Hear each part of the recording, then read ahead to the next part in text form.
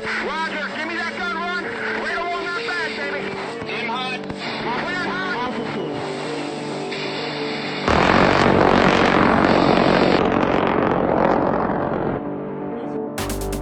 Ladies, gents, how's it going? Random Gary here. I have not done a video for a while. I'm not going to apologize. Life's been fantastic. I've been busy.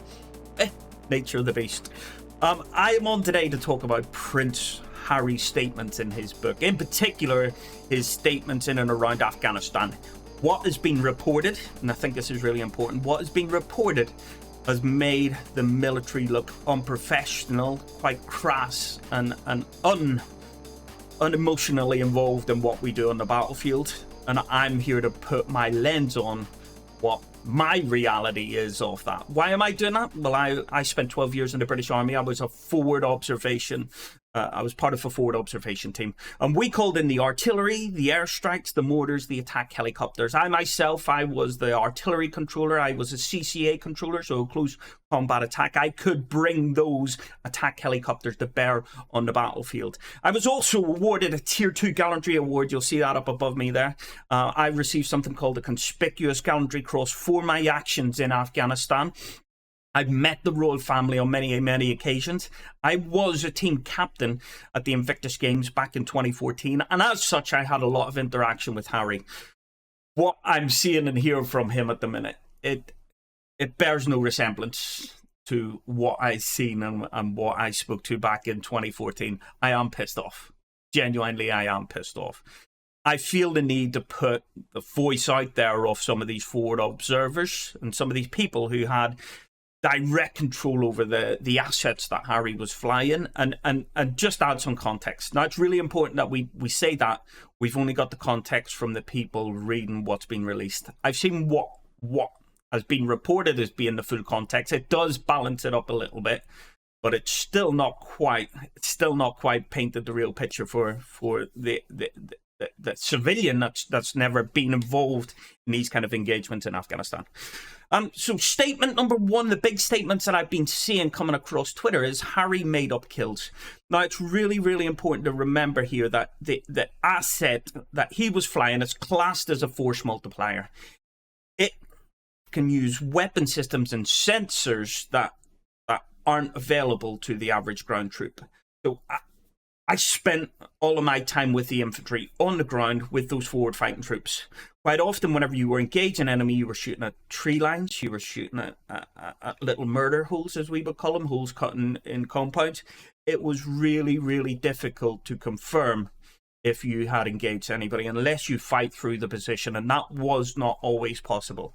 So people are saying the fact that he's got this specific number, he's making it up. I don't want to get into too much detail, but on that asset, and you can Google, you can look at some of these footage that we would see from the Apaches. It can be very easy to confirm how many people you have engaged and successfully engaged. People are saying he's made this up. For me, there's no evidence to suggest he's made it up. There's no evidence to suggest it's true either at the same time. What I am saying is we just cannot rubbish his claims, because there is no evidence for or against currently. We have his statement, and I don't know if that will ever change. It's not unrealistic, okay? But we just do not have the evidence. I've seen people saying Harry counted his kills. Who does that? You know, I've heard people saying no British troops I know have counted kills. This was a really important rule that we did. It's something called BDA, Battle Damage Assessment. There is reasons behind it, extremely professional reasons behind it. What we cannot be doing is just going around and engaging targets with these massive force multipliers, with artillery, mortars, with airstrikes, and then just not reporting, not doing any kind of assessment. We're looking for an assessment on damage of properties on the enemy. We need to know, I don't want this to come across as crass, but we need to know how many enemy we've killed, because why is that important?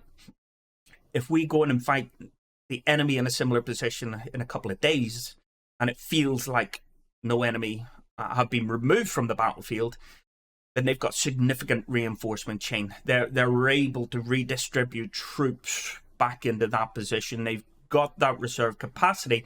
That's very important for us to know. If they've got the weapon systems, even though we've taken those weapon systems away, again, resupply, logistics, all of that stuff is very, very powerful. What we are trying to do is build up a web of enemy activity on the battlefield. And by consolidating some of that information, by counting how many enemy we've injured, how many we have killed, we can start to build that picture. With that being said, it needs to remain professional. I only know one other person who tallied total kills. For anybody else, it was a number. It was part of a report. The report was processed and it was done. You moved on to the next job, and you enabled those people in the background to build up the picture. For me, it was crass. It was insensitive. It was not needed. There was no tally. And I feel, personally, I feel it was extremely unprofessional. I've seen civilians saying, we watch the footage. You go in with these helicopters, you engage the enemy, and then you watch the footage. And it's people having this belief that we're all sat around in front of a TV. There's high fives, there's whoops, there's cheers, there's pizza, there's fizzy drinks.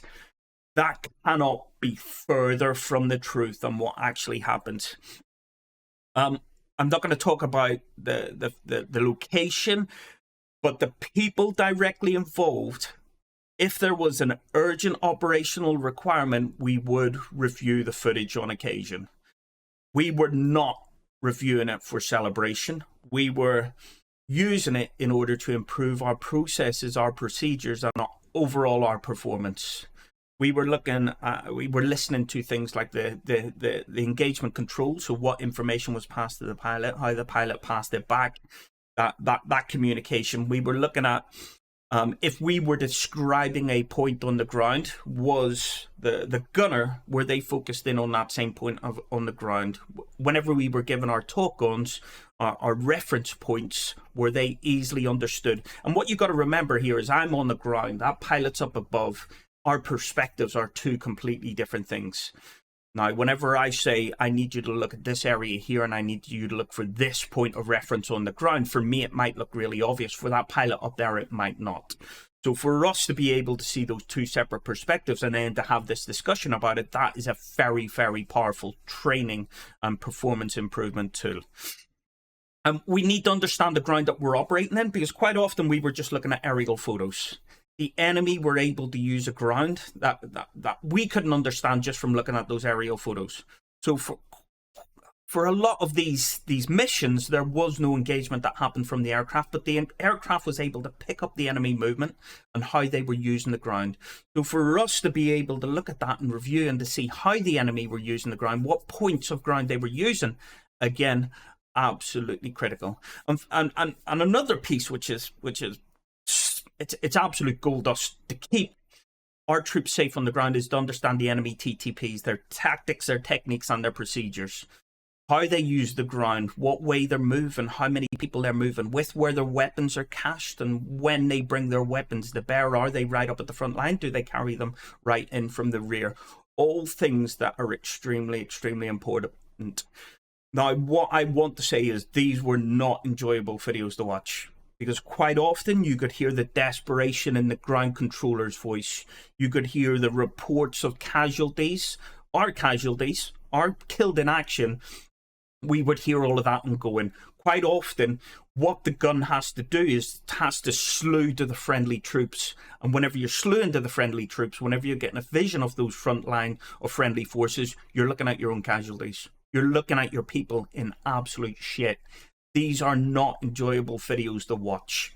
However, there are so many lessons to be learned, we cannot avoid them. They have to be reviewed, and they have to be reviewed professionally. It is not fun. For me, I think that covers everything that I wanted to say on this here. In my opinion, Harry's statement, it was crass, it was unneeded, it was unprofessional. I think the world would be a better place not knowing that information. I see it as being a bit of an umbrella. I put up that umbrella. I do not tell my family some of the things that we were involved in because they don't need to know. And I think this now being out in the public eye, I think it creates other families asking questions of their loved ones. Is this the kind of thing that you experience? Are these the kind of numbers that are on your tally? I think he referred it to. Unneeded, mate. Unneeded. Please think about what you're saying. Think about the impact that it's having on others. Ladies, gents, thanks for checking in, and I hope to see you all again very soon. I'll hopefully get another video out in much, much better circumstances. Goodbye.